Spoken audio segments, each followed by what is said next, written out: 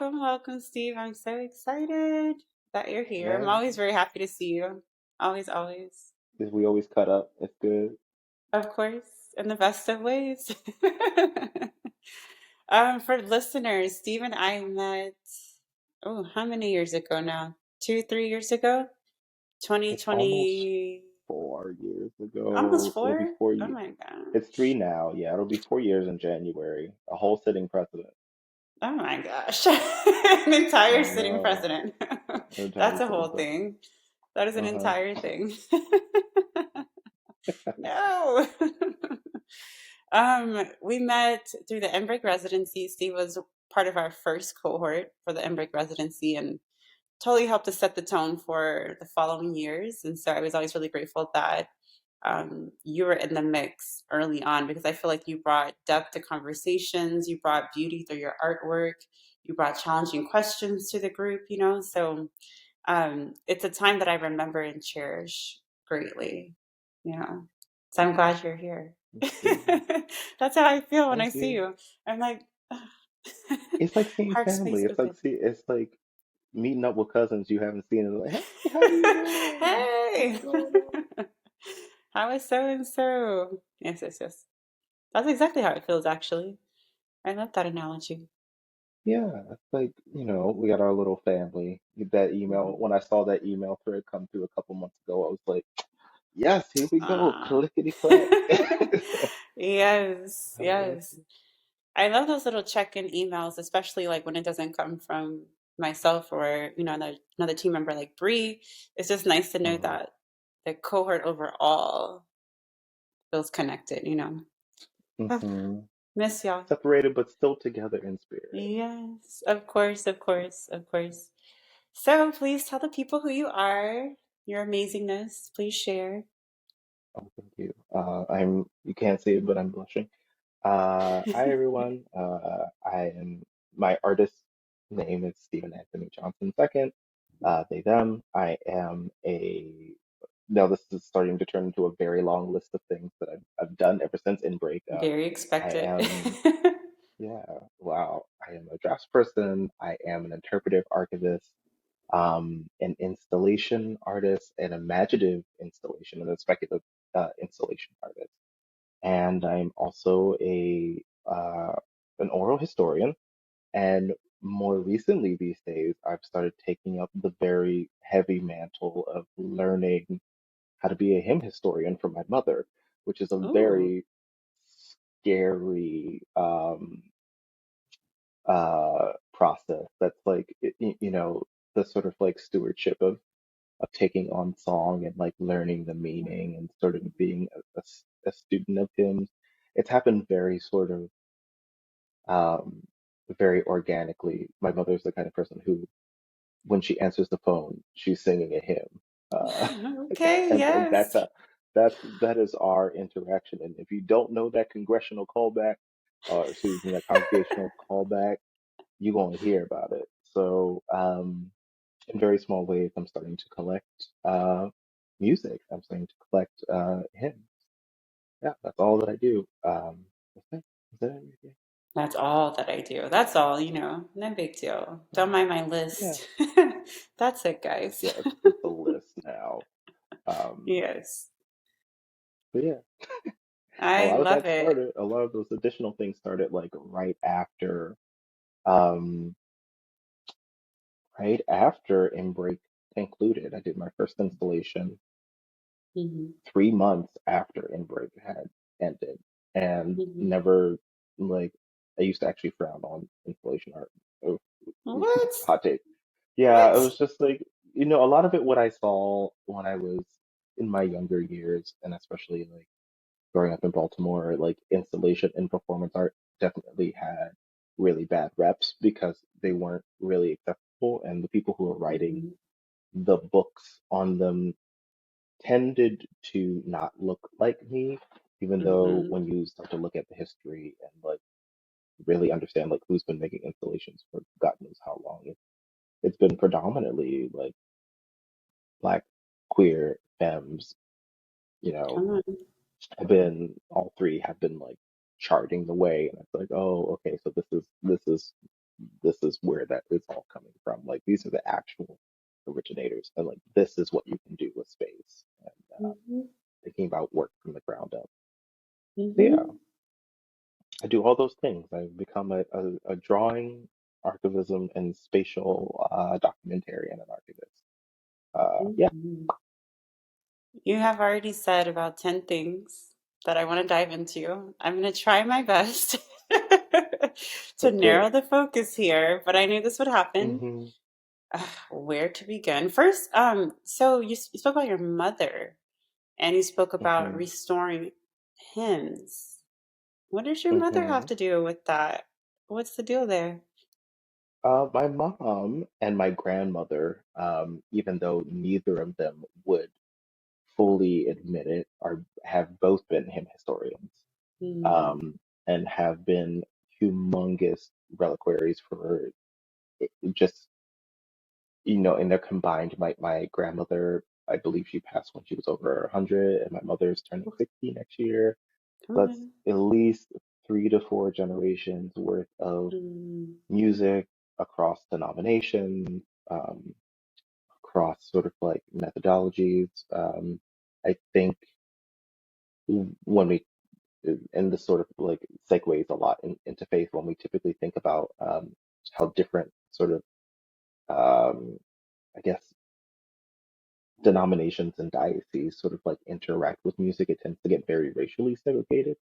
But mm, a lot of AME and Black Methodist and ensemble and Lutheran and Episcopalian music has very strong sort of tiebacks to Pentecostal holiness and Baptist music.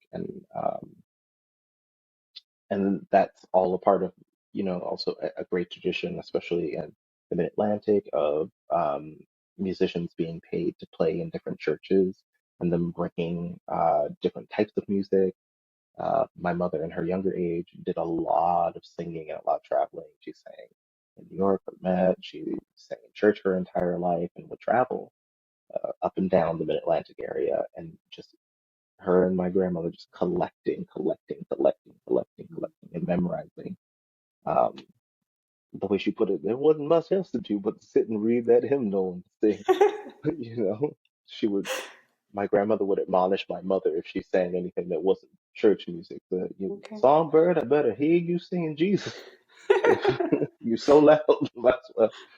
Um, so yeah, and in very small ways, I have started to, um, and like doing the archivism work that I'm doing right now, and asking questions of my mother and those who are willing to give. I've started a lot of the life adages and wisdom that has been bestowed upon me always comes with a song. It always comes with a Mm, song. Um, Even if there's something my mama doesn't want to talk about, she'll start singing and like trying to work mm, through it, and you can hear her humming. And you know, um, and in learning to connect with them, I understand, me being a person who has musical capability but is not a musical person. Um, it's a language. Like mm, song is a language. We've been using hymnals as a people to get mm, free, to pass information. There is music. It is nothing of itself. It's a language. mm, And then getting to know the people that you love and you care about, you have to, like, my family's intensely musical, so there is most of the stewardship is in the musical tradition. So if I want to mm, get to know people, I have to start to learn how to hold on, hold on to mhm. that music, because that's such a vital part of that history. I think it's so powerful. I'm very curious though about um like what you're doing now and thinking about how we met, like through your drawings, hmm your visual art. And so um the journey for you to get to where you are now, why weren't you um sort of drawn to the musical world as opposed to the visual art world? Do you think you know? I know that's Oh, I always a hard definitely question to know. ask. Oh Okay. no, I know exactly Okay, okay. why. Yeah, no, my we're very there's a saying in my family, stay in your ministry. Okay, I get it. but it was never a negative connotation. It was, the body of Christ is made up of so many different parts. And Mhm. what does congregation and what does community look like? Not everyone has a song in their heart, but sometimes people's gifts are in service, and sometimes That's good. people's gifts are in playing the music. Sometimes people's gifts are in conducting. Sometimes people's gifts are standing watch and counting the hours and holding vigil. And, Mhm. it's not necessarily when you get the admonishment staying in ministry, it's not to put people down, it's to remind you Mhm. that you also have a work to do. Um, and when I was younger, it was really salty because it's like, it's not that I am incapable of singing. My mother was a professional singer, and my younger brother and sister are just as good, if not in some ways better. So that echelon was just so high that, y- y- it's so up there that, my mother could hear a discordant note 2 floors down, Right. and, she Wait a would minute. yell in that radiator vent that would reach to the basement. Now I know that was not the note, but like it doesn't mean that I'm incapable of hearing.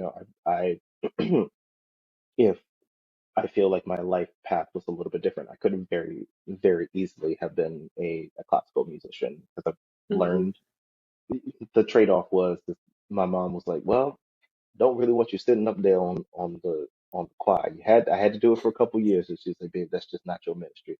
Why don't you learn an instrument? And I learned every one that was put in my hand. I learned, but none of them Mhm. spoke to me. Okay. But I think that it's very important that I learn to do that because it comes into play a lot when I'm doing to sort of tie this into the work that I'm doing now in doing Mhm. archivism. All those lessons that I've learned and all those intense sort of negotiations that you have to go with in learning how to listen between the lines and like, Mhm. instead of clapping on the 1 and 3, you have the 2 and 4, and like that's the Mhm. congregational attitude. But it happens in speech. It also happens in when people are telling their stories. There's a 2 and a 4 to it. There is a cadence So to it. good. There's a bar to it. And I believe even within In Break, there was a video that you provided with us about another artist. I can't remember the name off the top of my head who did dramatic recreations of stories.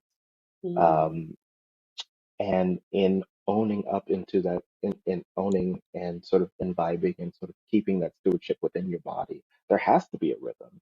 There's no way that I can regurgitate the stories or like represent the stories of my ancestry without imbibing in the rhythm of the story. You can't change the tempo. You can't change the cadence because then you change the story. And like, of Mhm. course, things get remixed, but there's a timbre, there's a tempo, there's a key, there's a tune to it. You're supposed to elevate at certain parts.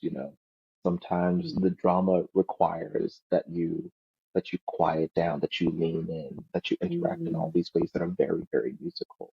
And learning how to hear it first, not just as the story, but also to listen to it as the music in a way in and of itself. Like even the parts that you get caught on and you can feel and hear the pain because it's been going at 4/4 for 15 minutes, and then all of a Mhm. sudden someone changes it to 5/4 and you're like, what, wait, what just happened? you know a lot of people Mhm. can't hear that one change in the pitch and Mhm. tempo, but like when you learn to listen for the discordant notes within the context of a story, that really starts to tell you a lot more about like, oh, okay, that's like someone just glazed over a part, and that's something that I need to return to in Mhm. the second retelling or in the third retelling if one is capable, if one is possible. Mhm. Um, and it's the same thing with drawing, and it's the same thing with recording stories, and it's the same way with creating space in making the drawing. I make the drawing to give the visuals to the voice, to give the ambiance to the space. And in wanting to tell narratives about Black perseverance, Black joy, Black rest, It's not Mm-hmm. just a single isolated data point. It's Mm-hmm. about ensuring that the entire experience of that liberation and that entire experience of that speculative joy is imbibed. You can't really know what it's like to be in your grandma's house without the smell. You can't really know Oh. what it's like to Mm-hmm. sit at a table without having the taste of the food. That that meal smacks in a certain way. And Mm-hmm. just very recently, I put up an installation to a meal that my grandmother did for 36 years. Every year to break the fast of the Congregational's New Year fast. They took the last two Oof. weeks after, like right before Christmas, and then directly after Christmas. Or they would do it the first Sunday of the year would start 2 weeks, and then that third Sunday of the year, it didn't matter where you were. Like you could have been out of the country or whatever. You knew you had to be at Mount Nebo Holy Baptist Church, right off of Baltimore National Pike at Mm-hmm. 10 o'clock, and you're all white, and you were a servant that week. Oh, that Sunday, and like that in and of itself is such a rich memory to me because there's a hymn that's sung every year to sort of bless the food simultaneously, but also signal to the congregant that the time of fasting has completed. We used to sing "Come and Dine" Mm-hmm. every year without fail, and it was a very beautiful and sad memory that I just had this past weekend of my uncle sitting at the table, and we typically in my mother's church, "Come and Dine" only got sung at two occasions, if you during communion and during the breaking of the fast. And my uncle Willie, who's the eldest of my surviving uncles, just broke out in the song, and it was dead silent because Mm-hmm. no one in my family had sung that song in almost 10 years. No one goes to Nebo anymore. Mm-hmm. Um, But in that moment, we were all stunned to silence. And my mother was just like, we call him Uncle Bam Bam, but she said, Bam, you take the communion. He said, baby, it's a beautiful thing.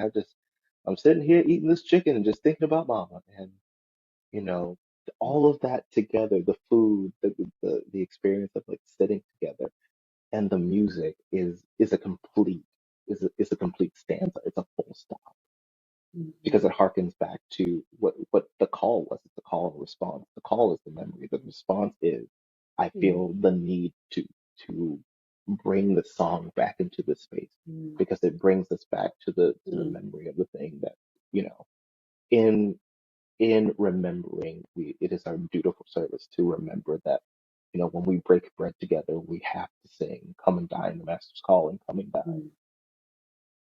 And it's not to take some of those parts and be like, this is the memory, is false. All those things are interlocking truths to one another. They need to all be, they're like pillars that support the memory and support the truth. And Mm-hmm. without one, the building's unstable. Without two, well, Right. it's gonna fall, right? Mm-hmm. Yeah. You bring so many familial memories for me as well. When I hear you talk about people gathering on a particular Sunday or Hmm. setting up the rituals of eating together, singing together, definitely think about my own upbringing. My family's mainly from the South. My mother was born in Mississippi, my father born in Hmm. Texas. And when my grandmother was alive, um, my mother's mother, I still remember this was many, many years ago. My mom had 11 siblings at the time, and then all of their Hmm. children, all of like the neighborhood extended family, if you will. And we were all gathered to celebrate my grandparents. Forget which year it was, but I don't even know how many years they were married. It was up there. And we were all in a hall, and at the end, gathered around, must have been around 100 something people. We still gathered around like a full circle. My grandmother wanted everybody to come together as usual. And usually, what we do before we leave a place, or we wrap up like a family reunion or something like that, hold hands and pray. And I still remember this moment. My grandmother, at the end, looked around the circle and she said to every single person, "Keep doing this. I need you to keep doing this." And what she meant by that was, I need you to continue to gather. I need you to continue to make the time and the space to come and waste time with each other, come and hang out, come and spend time laughing with each other, come and wrestle out some of the difficulties that you may have with one another. Don't forsake the gathering of this family, is what she was telling us. And it just rings in my ear. You know, like the pandemic did a number on so many different families, and we are still trying to figure out what it means to try to gather again, you know. But every time I just want to be like, oh, I'll see them next year, I'll think about it later, I'll call them another time. I think about my grandmother's voice and saying, keep doing this, you know. Hmm. Also brings to mind my aunts, my mom's sister, who we used to, she would be the one who would cook the Sunday dinners, you know, after church. Even if everybody went to a different, you know what I'm talking about, even if everybody went to a different Yeah, of church, course. there's always that one matriarch who Hmm. is making the Sunday dinners, gathering the people. But it was the same thing. This is back when I was in Houston, but it's the same thing, like making a space for people to gather, and it usually has something to do with food or some sort of like other centralizing element. So I love the resounding echoes of Black culture, church culture, in both of our stories. You know, I love those touch points, even though each one has its own unique elements. I still appreciate the through lines, you know. I am also very curious about this archival work that you're doing, though, because, you know, your work has always had a centralizing theme of story narrative, right? Like you've always been kind of examining that. But I feel as though the archival work just seems to be taking on um, a life force of its own, and it seems like it's maturing in a way. And so I'm very curious about why you're interested in it at this particular time and the different iterations that it's taken as you continue to develop like your archival work. And you talked about doing this through like hymnals, doing this through your own narratives through visual art. And so I want to hear a little bit about that journey. Yeah, I think the inklings of it were starting just before I joined Inbreak. So this is like 2020, late 2020 into 21. 21? Mm-hmm. Yeah. Mm-hmm. Um, I and it's very wild to sort of to think about it from this weird inception. My uncle Curtis, who was my eldest uncle, he was the second eldest of the 10 of my mother's unit sibling. He's the first child of my grandmother and grandfather's union. Um, and it's really sort of it's funny to talk about this now because my family has done the work of processing this and metabolizing this trauma about like how we dealt with my uncle's mental illness during Mm-hmm. his life. But it's also very sort of it still stings and it's very bittersweet. But upon his passing, um, he left me, my brother and sister, all things, just stuff out of nowhere. And Curtis was this very sort of like phantom-esque, sort of enigmatic figure who really didn't talk much. He was there for my grandmother's protection. He lived in a basement, and we saw him, but he was sort of like a footnote. He was also like a cautionary tale, like don't end up like Curtis. Like if your faith is Mm-hmm. weak and you don't do what you need to do, you will end up like him. And he just needed help. But in his will, he left me a ginormous, bulging manila envelope of hundreds of photos Mm-hmm. of when I was a child, um, like my first from ages like 1 to 3, and there were photos of just like the weirdest things. And I say the weirdest things because they would be a corner of a wastebasket, or it would be like my grandmother's hand in the corner of a frame, or like pictures of me with like most of my face cut off, but like portions of the portrait, something that's very recognizably. And then there would be these gems that were there that were, very poignant moments that I was 2 at the time. I don't know who these people are. I don't know where these spaces are. I don't know where these places are. And when I opened it originally, that the month that I got it, I was disgusted because I was just like, what the hell is this? Like, Mm-hmm. what is this? It was like, it felt violating and creepy in a way. But the Mm-hmm. more time that I had to sit with it, and for whatever reason, I couldn't tell you why. When I got the residency at the Royal Drawing School in London, as the voice of God in my ear, like, take it with you. I'm like, what the hell am I gonna do with You're these? moving What am them. I gonna do with these weird Polaroids? Like, why am I packing this in my bag? It's like I barely have room. I mean, like, I guess I'll take it with me. And then the first shockwaves of COVID happened, and I was stuck in London and was Mm-hmm. literally just in an apartment in Dalston, like trying to arrange to get a flight home back to the State Department. Like, Department of Home was calling me, and the only thing that I could do in the moment was just like, for whatever reason, like I was just like, all right, I guess I'll open the envelope. I have nothing else better to do. And it had been a few years, and I was in such a different place. And they finally hit. I guess I had lived enough life to sort of get it. And and the moment that it sort of like settled in for me was that I had this really sobering thought of like, my nephew was like 1 at that point in time, and I had been doing drawings of him, um, and was like really trying to be as much a part of his life as humanly possible. And one of the thoughts was like, God, I don't want to die here because I wouldn't be able to see this process. Mm-hmm. And it clicked that, maybe in Curtis's own way, this was his way of like doing the thing. This was his way of keeping the hours and standing vigil and holding witness. Um, And then it really set a fire underneath of me because it's just like, well, I don't know the context for any of these.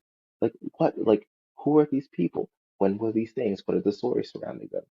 And then those images became keys to doors that I didn't even know that I wanted unlocked. And it started with my mother, and it started with one of my aunts.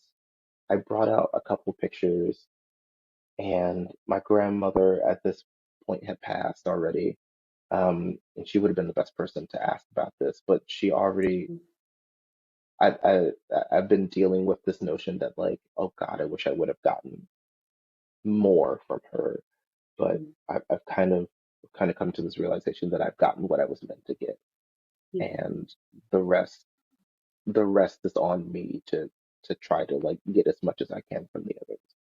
But it started with my mother and my aunt, and they're like, "Oh yeah, wasn't this at the house X, Y, and Z at this place, and this person were there?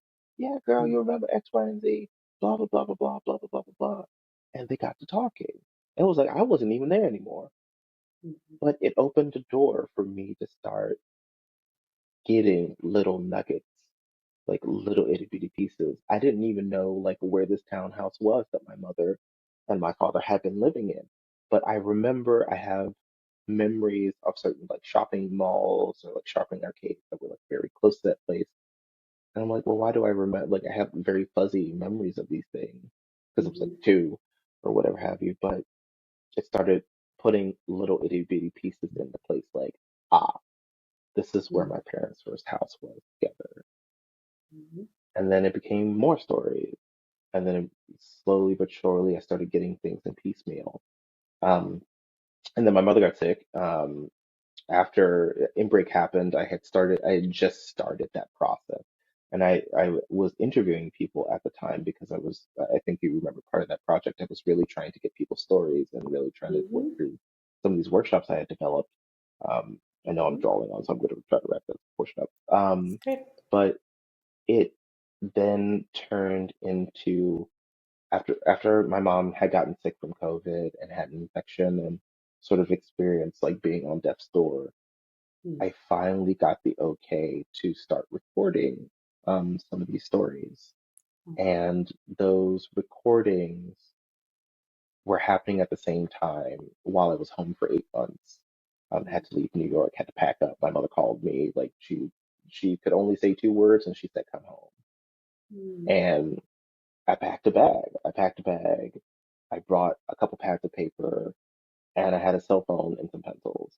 And over the course of that 8 months, I collected a lot of the stories that I had been trying to get up until that point were just starting to flow out in bits and starts. And then I had to learn the language of my mother and learn the language of my elders, specifically the femme, like the women and the femmes in my family. Like Mhm. they're the story keepers, and they have a language that they use to sort of talk about and circumvent um, the trauma. And a lot of things happen in metaphor, and a lot of things happen in parable. And it's like it be those parables and those lines started showing up in drawings because in my hyper awareness of like what I was and what I was sort of like unwittingly doing, I realized that I was working on stories in progress a lot. Or if they're not in progress, the metabolization of those stories of those traumas were ongoing. So Mhm. how do you then make space for duplicity, fragments, an unwillingness to process, Mm. blockages, all those things, scar tissue, all those things. Like, how do you make room for them? How do you paint a complete picture when the body doesn't want to go there, and when the mind doesn't want to go there, or the emotion or the soul doesn't want to go there? And that last one is really rough because that's a Mhm. no go at no point. If someone's like soul is not ready to to investigate and or process or to make peace with Mhm. some of those stories, like how do you make room for those things? So it changed the way that I started drawing, and it changed the way that I Mhm. thought about like how is the work meant to be hung. And it really started when after leaving Inbreak, I had a residency at Field Projects in New York, and that was the first Mhm. installation that I did because I was putting the drawings on the wall and trying to like think about the artifacts and things that made it, and it was just like, you dummy, it's Mhm. all a piece of the puzzle, it's all part of it. Like, how Mhm. can you sit here and like just put the drawings up, but the words were making the drawing? Mhm. So show the words, give the words. The images helped inform the drawing, so show the drawing. And the writings that you're doing are the things that is like the journey that you're making yourself Mhm. to try to come to grips with this.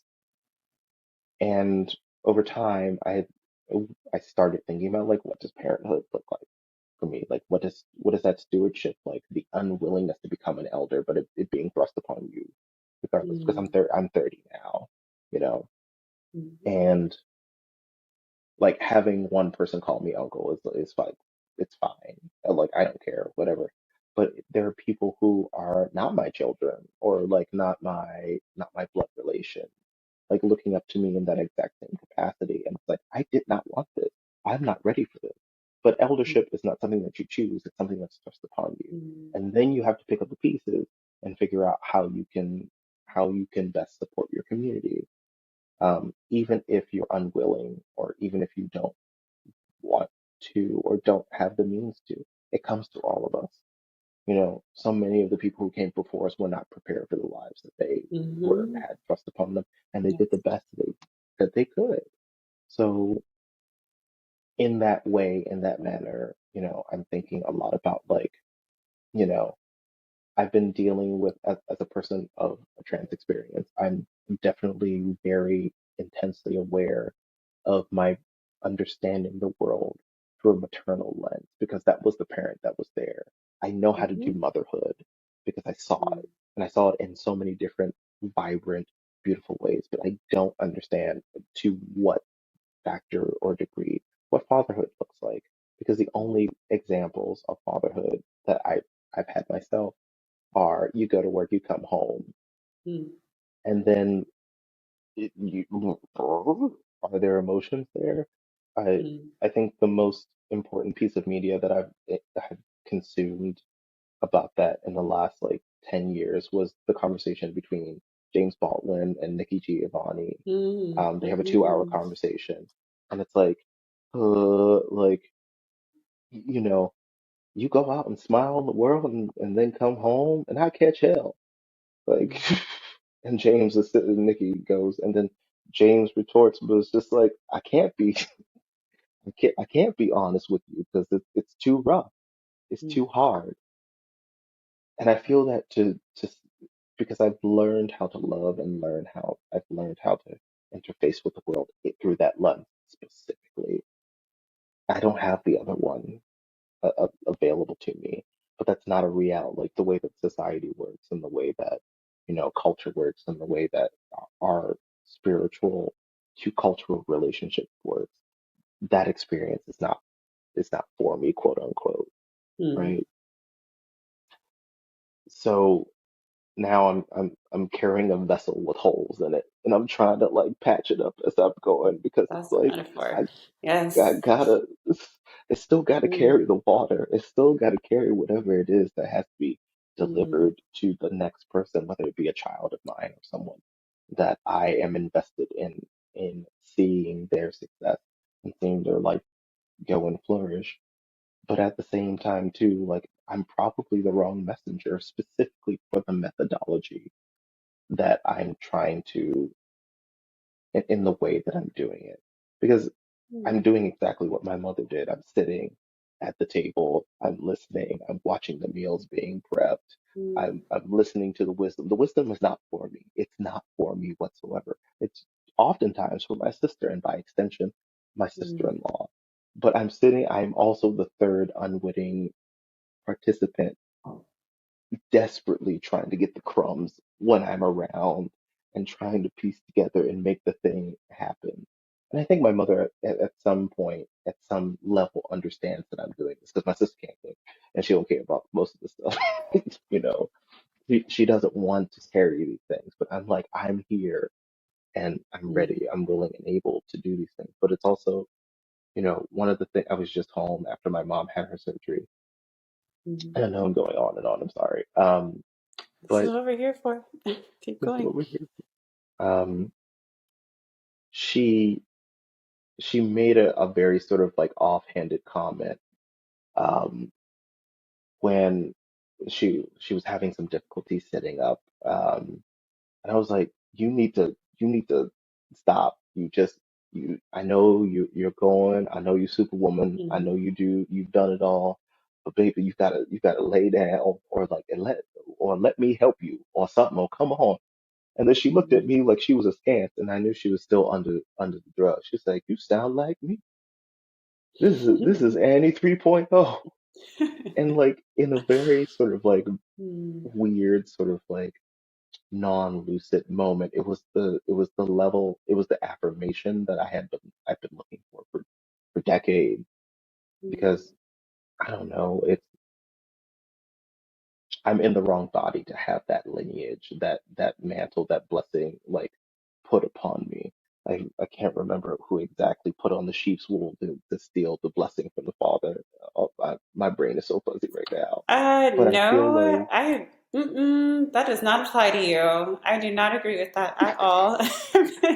I No. feel yes, I do. Yeah, but there's also an imposturing sort Mm, of duplicity that's going on because the box mm, was never the mantle was never intended for me. It was meant for my mother to bestow upon my sister, or at least mm, my sister-in-law. And that fulfillment, I know that she wants that fulfillment. She wants that full circle to come mhm, because my mm, grandmother was the one who took it from her mother, and her mother was the one who took it from her mother. And I wasn't there for my mother being blessed by my grandmother. But mm, the one of the last words she uttered before she passes, "You're me now," mm, and she went. mm, And in some ways, you know, my grandmother was my primary caretaker when my mother went to work because my parents were separated when I was younger. And throughout so many years, I got to see the inner workings and I got to see the start of that process. And in Mhm. a lot of ways, I was privy to it in ways that I was privy to it in ways when it wasn't intended for me to be privy to them. And there's a yearning for that to bring that to fruition. I want to see the mantle carried. I'm desperately Mhm. trying to do everything that I can to build a vessel that's like, okay, like that's why there's holes in it because I'm piecemealing it together. Like, I know it wasn't Mhm. meant to take this scoop of water, but I'm gonna take it and I'm gonna try to carry it as much as possible, at least hold it All onto it. right. Look different. Um, and Mhm. that's what the archivism is about, is my attempt to, as much as possible, because it can't just be meant for my family, it can't just be meant for my people, my immediate people, or the people who carry my name, or the people who carry my immediate sort of sequence of genetic code. But there are people in my life who look nothing like me, who don't have these experiences or are not a part of this lineage, but they are a part of the lineage of stewardship. Mhm. And when I intersect with their in their lives, I'm meant to give them something. And maybe if the thing that I give them is a way to make biscuits, that's fine. But the way that make to make biscuits comes with a hymn, it comes with a story, Mhm. it comes with a set of directions, and it comes with a call to action. And when you take them biscuits and you take it to your next party, you have been equipped with not only that, the at the end of all the recipes that I've inherited from my mother, the last thing she always says is that, and the most important ingredient of all, baby, is prayer. Mhm. And like that in and of it's not just a prayer that the food will be good. It's that it will carry the people on to wherever it is that they're going next, whether it be to a football game, whether it be to service, whether it be out Mhm. to your job, whether it to be deal with craziness of this world. Mhm. Steve, you And just like gave an that's the entire tradition. service sermon. Actually, I said service, but you literally just gave an entire, like, I'm tracking the arc. You took us through to communion as well. Hmm. Let I'm me like, that's say a all it's couple of all things though, about. because that's exactly what it's all about. Yeah. And I see so much of this in your work. Couple of things that came to mind. Um, this idea of archive as progression came to mind. Hmm. Um, sometimes we think of archived material as something that's very static, something that has happened in the past, something that no longer has a purpose or may have a purpose, but a sense of it's lost its agency. Now all that we can do is kind of study it so that we can then, make our own whatever the thing might be. But what I hear you saying is that um, this act of archiving is ongoing, that it is meant and intended to do or work with those who are doing the archiving, but also those who will receive the archive material. And that part of that intention comes into play when we're talking about the people carrying on. It was that last statement that you made that really stood out to me. It's intended, the sharing of the story, the sharing of the hymn, to help the people carry on, right? To help to give people what Hmm. they need in that moment and then to continue to move forward, right? To help the family line to continue to move forward so that you're never really truly losing touch with what brought you to the place where you are, but also giving you tools to help you to get to where you're going next, right? As a collective body. And I think that you're using a lot of language that seems to have fallen out of our sort of collective vocabulary. Like you talk about archive, but you also use language like eldership, stewardship. Like these are things that I'm kind of picking up on because I feel as though these are the aspects of our collective languages that actually need to be resurfaced because we're very Hmm. much so a culture here in the US, at least, very much worldwide, honestly, but very much so a culture about progression and the next thing, but it's not always the next thing connected to the root. Hmm. So then we end up trying to build fruit, this whole AI conversation, artificial fruit that doesn't necessarily have um, the kind of roots that are needed to sustain the kind of growth that we say we want to have. And so then you have to ask the question, well, if we're not connected to any sort of growth that is stemming from our collectively gained wisdom, what are we making and why are we Mhm. making it? These are some thoughts that come to mind when I hear you talk about archive and the purpose behind it, but then also the statements that you made about feeling as though you're in the wrong body and how the mantle wasn't meant for you and the wisdom wasn't intended for you because of the body that you're in. I actually kind of wonder if it's quite the opposite, because I think about the time that we're living in and where the trans community is finally getting a moment to emerge from the shadows, if you will, and to be present, Mhm. right? And of course, we're not collectively there where everybody's able to, have any sort of actual wisdom when it comes to this or have any sort of experience with this, but at least a wider percent of the population is making room, to get to know people. Mhm. Um, and so I kind of actually wonder if you are most perfectly in the right body, And I mean, you know me, I'm sure I was going to say stuff like this, but I just Yeah. think, No, yes, it is just no, my I know nature, you. I but know you. I just think about how, and the thing is, you talked about how you didn't want the mantle of being like the family historian, if you will. And there's every family I feel like Mhm. kind of has, like our family has it. It's my aunt, and I actually kind of feel like it's starting to pass down to me in some ways. My aunt is the one who collects all the stories, all the artifacts, and she has like a whole like boxes full of things. I've been trying for like a long time just to get her to like sit down and, and share with me.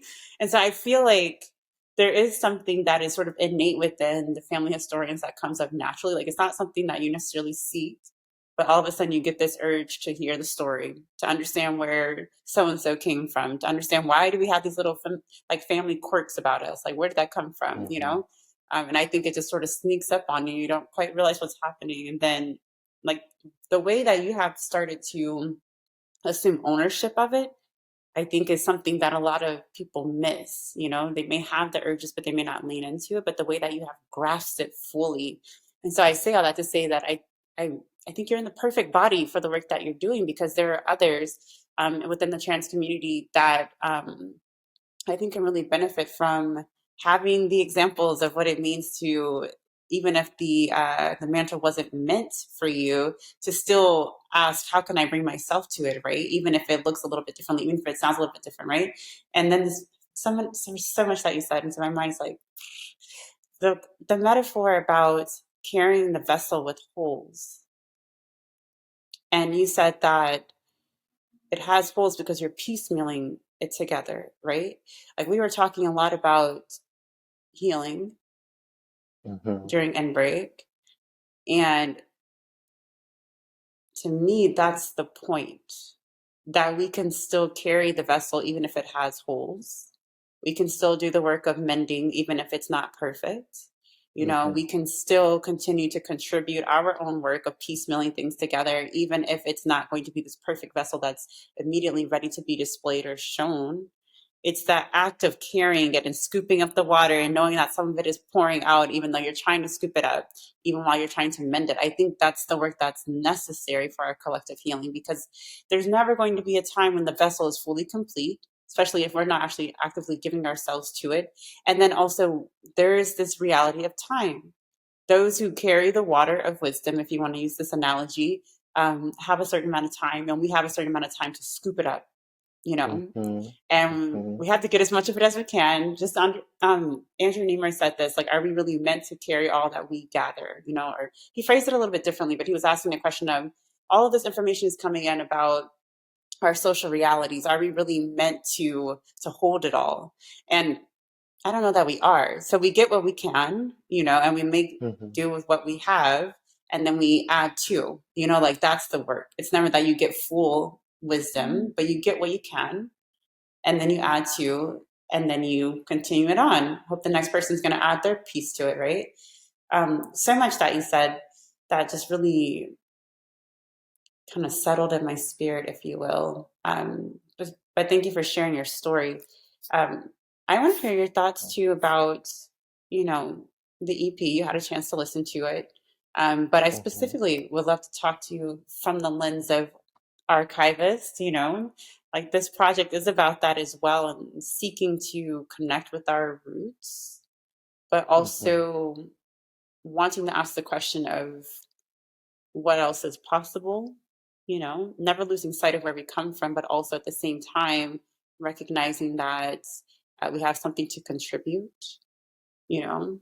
Um, just share your thoughts. Share your thoughts. Yeah, I mean, I definitely think, and we mentioned this right before we hit record, but Mhm. for me, I always like to think of the work as a totality or as a complete package before dissecting it. But I think specifically, and Starry Sky is the first track in the EP, and I think for me, the purpose that it serves is sort of like this sort of sonorous prologue to this like promissory note of like what America could be, or this, we're putting all of our hopes and dreams into something physical, and it gets locked away somehow. We have to put it all onto something.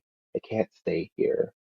Um, but there's a line in Starry Sky that I don't remember the entire stanza, but there's a note that keeps going on about not being safe for my black skin, and the Mhm. sort of the sound of protest and the sound of um, the call to activism, which in and of itself is a call or response between the participant and the environment around and the space or container wherever the activism is supposed to be held.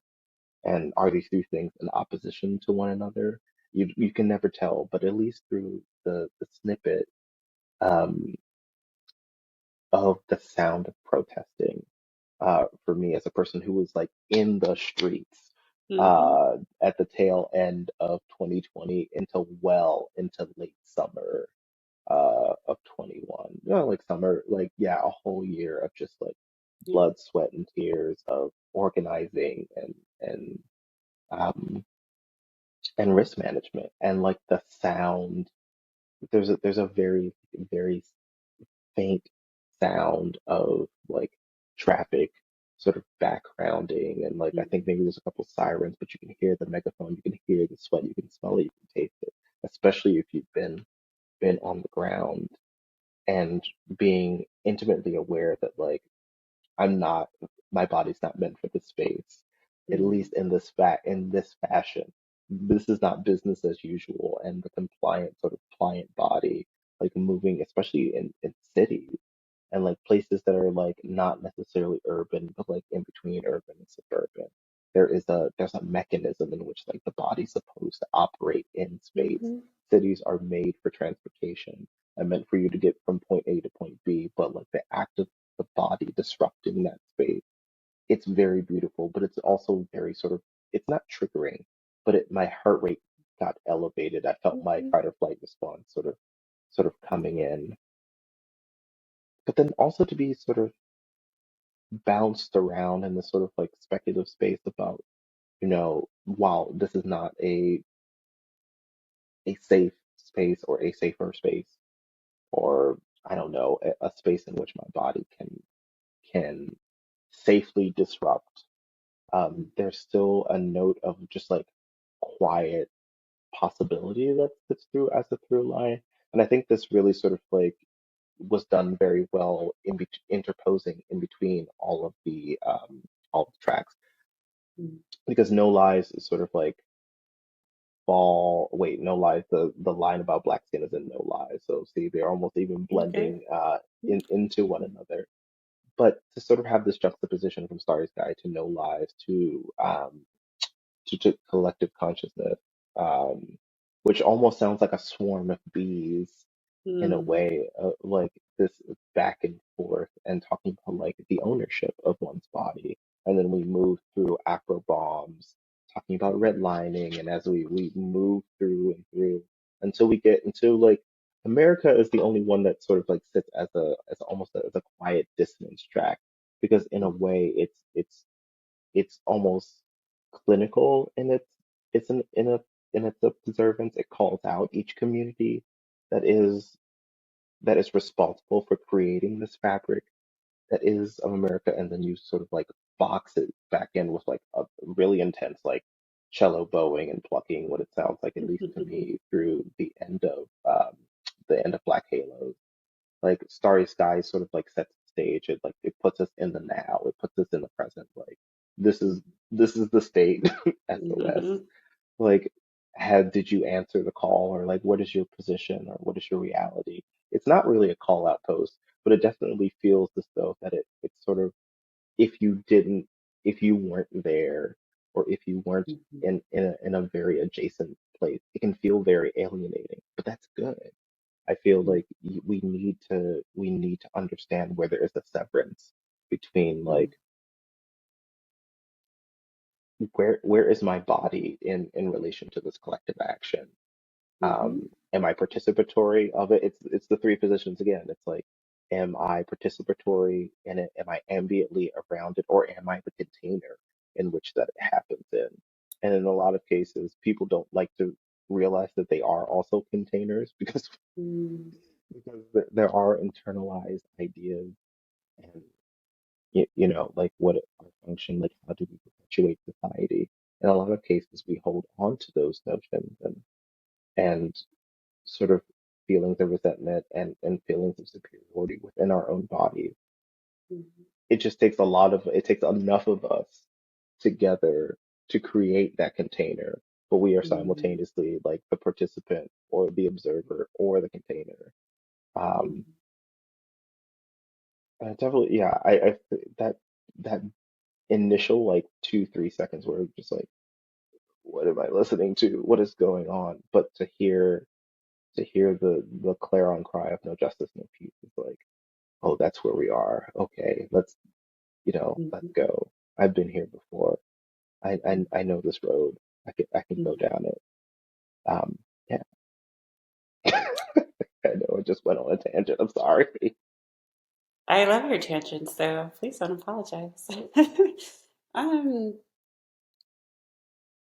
I appreciate that you said that hearing the cry, Black Lives Matter, no justice, no peace, and then no justice, no peace. I appreciate that you said it could be triggering. You said it wasn't quite triggering, but it kind of had a little sting to it. And I think that begins to answer the question of where are you when you hear the call? Is it something that you're observing, almost like you're watching a play? So there's a sort of remove. Is it Mm-hmm. something that, you're around, kind of piques your interest and you're kind of familiar with it? Or is it something that you have literally placed your body in the midst of? And like you said, you Mm-hmm. are one of the vessels trying to carry forward justice, trying to carry forward healing, trying to carry forward a sense of dignity, right? Um, Dignity. Oh, right, right. dignity. Oh. Yes, if you are the one trying to carry something forward, your body's probably going to have a slightly different reaction when you hear those words that you also were probably speaking out at some point, right? And I Mm-hmm. think that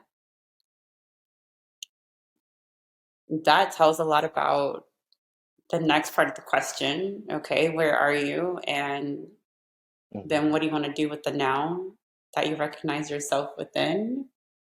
And where are you trying to Mm-hmm. go, right? I think that Mm-hmm. our bodies give us a great sense of understanding where we've been thus far, you know, where we've been thus far. And I think that the thing about protesting and activism is that it is such a bodily act because the Mm-hmm. push and the fight is for very bodily material realities to come into play.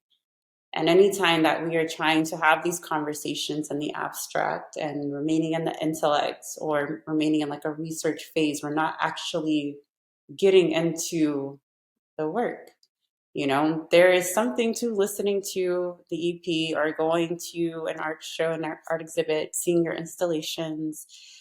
Mm-hmm. Important, right? It kind of acts as a sort of inciting incident for some people, or it acts as the moment of reflection for another person, or it helps to pose the question. that maybe is like in the back of your head, but you can't quite articulate for other people. But that's the starting place. It's always Exactly. hopefully gearing you towards next, and bringing your body to be another vessel Hmm. to add Hmm. to what the collective is doing for the sake of social healing, for the sake of maybe a group that you're not culturally a part of, but you can still contribute to their cause. Exactly. Um, But yes. then also too, uh, there's this other question. So I'm recently a fellow at the Laundromat Project, which is teaching me Hmm. how to do all this work. And one of the phenomenal contributors, Ebony Noel Johnson, shout out to Ebony, who was like a fire. Hmm. Seeing her talk about her life as a artist and activist is wild. But she also tacks on to the end of that you always have to ask the question if you're unsure, or even if you're gung ho about contributing or working towards liberation, we always have to reframe and put ourselves in the space of the question of what does this do about us getting free? Like, if you Hmm. sitting here and are just an observer to this action, like maybe you can't be there yet. Like maybe you're not down with the action yet. But what does that have to do? Like in your lack of participation, what does that do about us getting? Or if you on the boots Hmm. on the ground, making art, putting it up in galleries, or writing op-eds for the New York Times, or being doing explorative essays as they call them now, and memes. What does that Hmm. do about us getting free? you know, Hmm. and it's just like, you know, at all three stages, we're all participatory in the act and in the cause for liberation, whether you're passive or not. Because even if you're a bystander, Hmm. you still bore witness to action Yes. being done. Even if you're a Hmm. container, you still hold it within you. If you're a participant, yes, that is the most quote unquote active. But you can be active and ineffectual, you know? Hmm. You can be Hmm. active and have all the impact, capital I impact in the world. Um, Hmm. yeah. Hmm. How would you recommend people who, I'm trying to imagine who might listen to this, but how would you Hmm. recommend people who have just been bystanders or just kind of on the periphery of things? How would you Hmm. recommend that they lean in a little bit more? I think the most underserved job in the act or in the fight for liberation is holding space. And Mm, sometimes it looks like something completely different now. I think a lot of people will listen to that and kind of go like, "What do you mean holding space?" It's not a one volume catches all sort of um, activity. But if you're a bystander, you're already in the act of watching and witnessing. The mm-hmm, next step that you can do is record. The next step that you can do is archive. The next thing that you can do is provide witness to another person, speak about what you saw and how it made you feel. mm-hmm, And I think for a lot of people, the space between action and inaction is oftentimes them not speaking or affirming to themselves what their position is mm, on the action in question. Um, and it's really hard because in America specifically, and the West as a broader sort of like umbrella, the notion of individualism and the notion that's not my business mm-hmm, is a through line that we it's our bread and butter, it's what we live on. And that's why for the only way that we make big strides in society, specifically in America, is when there has to be an overwhelming impetus. There has to be an overwhelming sort of like gushing direction that people need to go into for mm, for collective action to be successful. I don't believe that it needs to be that way, but it's the way that it tends to articulate. But the difference, I mean, within myself and within others, even though I am a person, even though I am I'm black. That's just is what? every day of the week, every day of the week, and Mm-hmm, twice on Sunday. Um, mm-hmm, I'm also a Three queer times on person. I'm Sunday. also three times on Sunday. Look, three services, three times on Sunday with cornbread on side. Um, Yes. yeah, but to but like what did it take to activate me Mm, and others is affirming to myself like what is my actual position on, because I didn't hear it, I couldn't realize how ridiculous it was for me to be like, I feel so strongly about this thing, but I refuse to get out in the street mm, and to act because I never talked to myself about it. I never mhm, allowed myself to be confronted with my own understanding. And this is not to say that, for a lot of people, they have very legitimate reasons for not wanting to participate in collective action. And at mhm, different parts of my life, they were different things. When I was younger and was just sort of like negotiating and navigating my understanding of my body and my queerness, it was mhm, for my bodily detriment. Baltimore, like Baltimore PD is crazy. If you're out mhm, there in the streets, I was in Baltimore when Freddie Gray died, and there was mass protests throughout Baltimore. mhm, We burned apartment buildings down. In mhm, development, we burned CVS's, busted out mhm, windows. Um, and that was the first time I was really, really strongly confronted. Like, what is the reason why I feel this rage, I feel this need to do something, but why am I spurred to inaction? Because I didn't know where I stood. I couldn't affirm that to myself. I was too afraid to actually admit to myself that I was petrified of getting out in the street and finding out, what my risk level was. Like, who was I that mhm, person? Was I that person to get out into the street?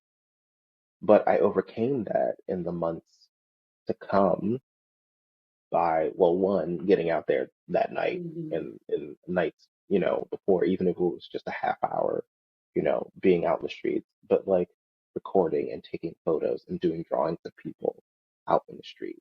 And that was my way of holding space and holding visual.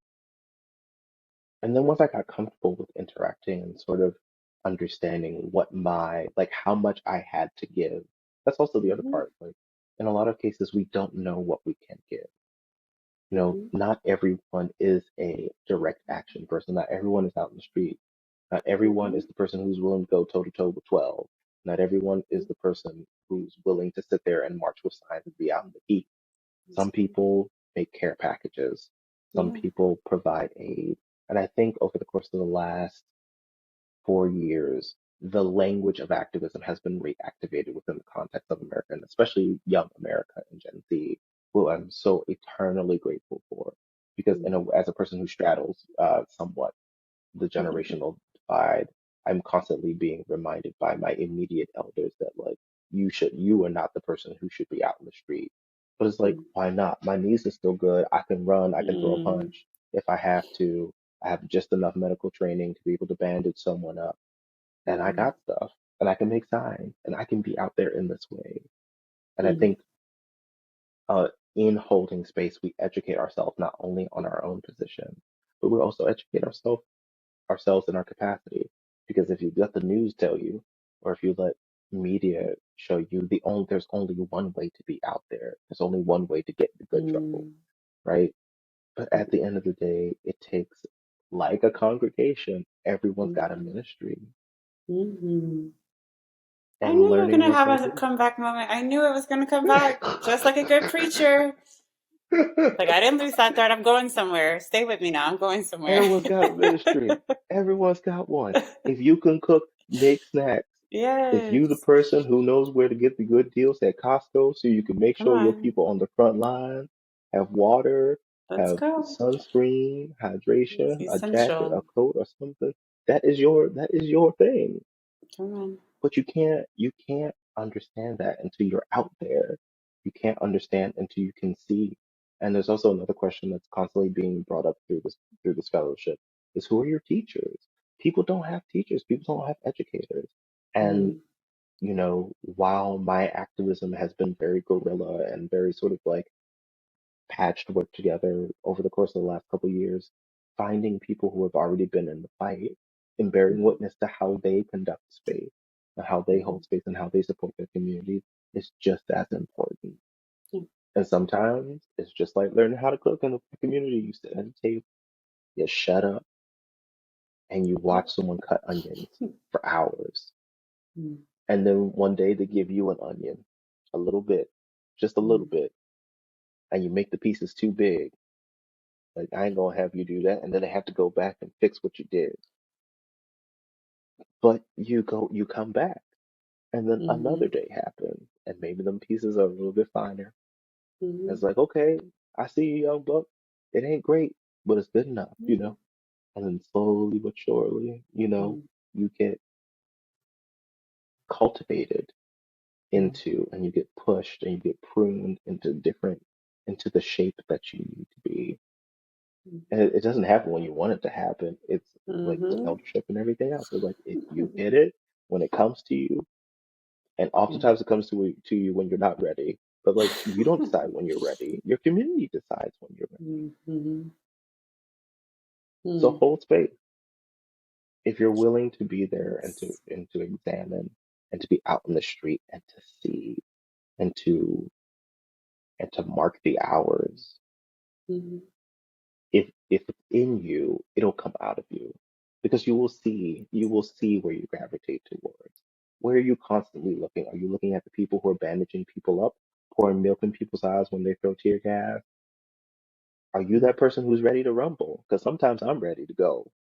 mm, mhm, There are some days where I'm like, okay, risk assessment, I'm ready. Today they got the right one. And some days I'm like, hell no, not today. My ankle hurt. I ain't running from nobody. I ain't fighting mhm, nobody. I ain't throwing mhm, no hand. But that's not mhm, every day. Some days, especially as an educator, I just want to sit back and be like, this is why this is fucked up. And here's the history of mhm, that. So like here we can draw a chart from from 1776 mhm, to now. This is why this mhm. is fucked up. The one part I want to add too, though, to kind of touch on another part of our conversation is that, because you mentioned that a lot of times we don't have teachers anymore, or we don't place ourselves under mentorship or under the Mm-hmm, capacity of somebody else's gained experience or wisdom. I would say this is also a call for those who feel a nudge towards eldership, but haven't yet mm-hmm, said yes. And this is tricky, right? Because a lot of times you do not feel ready to be considered a quote absolutely. unquote elder, right? Like, who am I? I'm too young. Mm-hmm, I'm too X, Y, and Z. I don't have enough experience. But you probably have something that the next person behind you could probably use. And I think anytime you mm-hmm, have that, and this is not a call to everybody to just stand up and start talking. Because some people, kind of need to simmer it down a little bit. This is not that call. This is if you actually feel a nudge towards sharing some wisdom that you've gained, or you have gained some kind of knowledge or wisdom. Where's the space and who are the people that can actually learn from your stories and not mm-hmm, running from the call of eldership? I think that's also a part of the equation. The teachers actually have to teach, they mm-hmm, actually also have to stand up and say, this is what I learned the last time we went out, or this is what I learned from doing this particular show about this particular subject. And it was difficult to get gallery representation, or it was difficult to get people who are willing to take the risk, quote unquote, of my story. Here's how I navigated it. Like, all of these mm-hmm, pieces are essential. I think we need both the elders and those willing to be the students. Both have to say mm-hmm. yes to whatever that next call might be, you know. Yeah. Steve, we're at time. We're actually over time, but Well, we're I trying, could we talk do to you this all all the day. time. Yeah. All day I could talk to you. Thank you for sharing your stories. I always feel as though I walk away from our conversations feeling as though um, dots have been connected, as though I've sat in the presence of the Holy One, experienced through you, as though I have gained another part of my own heritage, which sounds strange, but you verbalize parts of my own story that I'm still finding words for, because I'm on this journey, just like other people, trying to understand what does it mean for me to be in this black skin? What does it mean for me Mm-hmm, to be in this body? And you articulate a lot of the questions that I wrestle with. So I always walk away feeling as though another layer of the onion has been peeled away, So I Hey, thank you for sharing your stories. I really do, and just letting us glean from your wisdom and the beauty of how the divine expresses itself through you. I still am thinking about that comment you made about feeling like you're in the wrong body and for the kind of mantle that's been placed on your life, but it just seems just right to me from my perspective. And of course, your lived reality is always going to be different than those around you, but those were like looking from the outside. But I cherish your perspective. I truly value what you have lived through and how you see the world. And it just opens up my own capacity to see our society in a different light and to see myself. It's always twofold with you. A bigger picture about the world, about macro, and then also a sort of deeper inner look of what's happening internally. So thank you so much. You already know. I love and appreciate you. thank you for um, having. You gonna make me uh, choke up over this recording. That's how it's always like that. The end of our conversations, we always get there. How can people stay connected to you? How can they find out more about your work? Uh, Through Instagram mostly these days. I'm Hmm. at S_A_ Johnson. Um, but there's also maybe some things in the works that I will double Mm, up on, double back to. They're not there yet, but I got some things under the hood. so Yeah. good. I'm excited to see those things. 100%. You are a gift and a blessing. Thank you so You much. Thank you. too, Thank a you. Thank you. light, a radiant black light, a black halo in the dark.